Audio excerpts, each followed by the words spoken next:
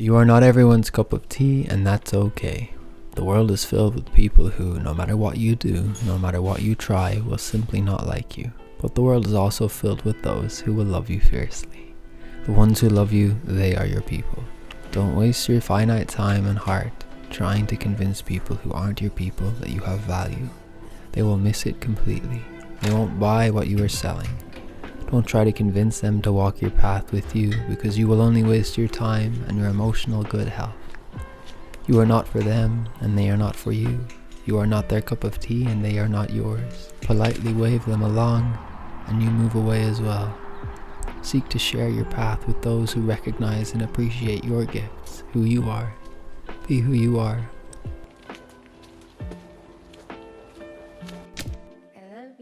I think that we have this misconception that you're supposed to go about life having everybody like you, and that to be liked is a good thing and to be disliked is a bad thing. The thing about good and bad is that they're completely subjective based on our previous experiences in life, based on how things went down in our family when we grew up, based on what happened to us. Everybody is in the same boat. The thing is, what's good for me is not good for you. What's bad for me might not be bad for you. And so the reason that people don't like you isn't necessarily got a whole lot to do with you.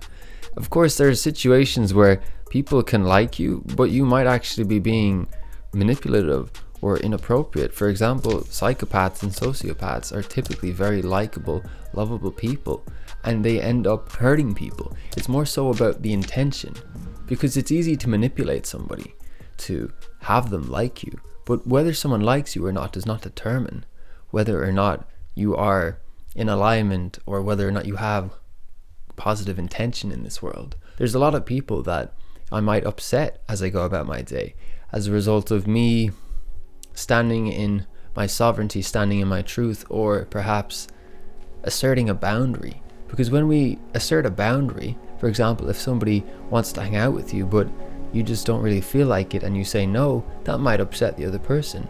But that does not mean that you're a bad person, even though in that moment they may dislike you.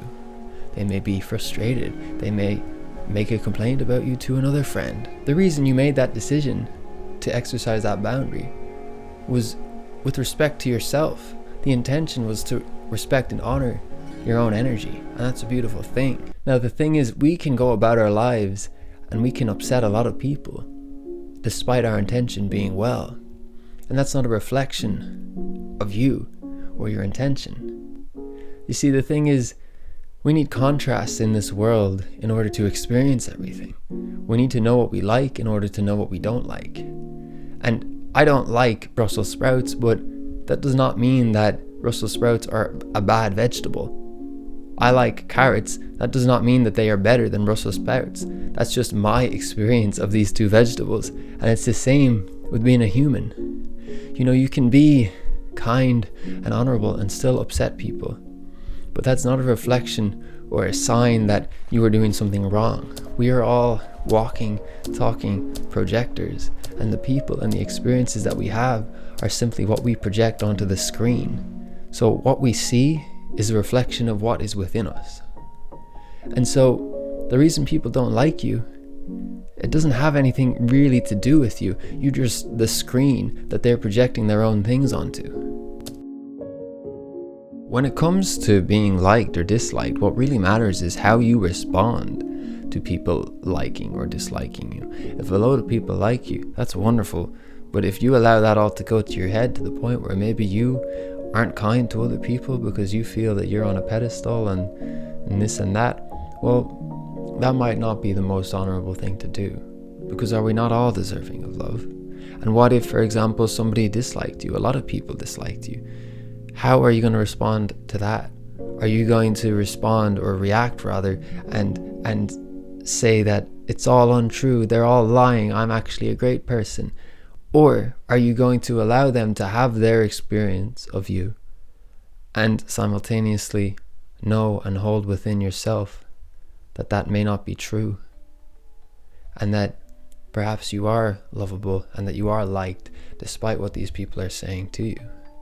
Because this is where true liberation can only come from, is from within. And yes, of course, that's very cliche, but at the end of the day, I've found that to be true for me. Because I can't control whether or not somebody likes me. I can't control if people want to dislike me. That's not up to me. I can try and manipulate them. I can try to tell stories and shed a certain light of myself. But ultimately, they have the final say in how they feel about me. And so, if at the end of the day they dislike me, what am I going to say to myself? Am I going to say, yeah, you're a dickhead, David? They're totally right. You should go live under a rock? Or am I going to say, it's okay. I see that you feel hurt as a result of this person's perception of you, and that's okay. It's totally normal that you feel that way. And I'm here with you. I see you. I love you. And you don't need to change anything. You're perfect just as you are. And of course, sometimes we act out of alignment and we may need to apologize. We may need to fix things that perhaps we have severed. And that's okay. It doesn't make you a good person if you go your whole life without making a mistake, nor does it make you a bad person if you go your whole life making lots of perceived mistakes, we'll say. Life is full of contrast. That is what we need in order to live, in order to experience this existence. Otherwise, it would just be a flat line. That's why we have the ups and the downs, because it makes it interesting. That's why we have ebb and flow. That's why we have movement, because if we are just still, we stagnate. And when we stagnate, we don't grow, we don't learn. Nothing changes, nothing rearranges, and it's all just boring. And well, what's the point of being a human? It's to experience things. Whatever your outlook on how we came to be here or where we're going after, it's pretty tough to deny that we're in this experience where we're pulled in multiple directions based on feelings and urges and desire and sensation. And it's just another layer of it, people, how we relate to them. It's just another part of that game. So I'm just giving you a tool that's helped me, and I hope it helps you.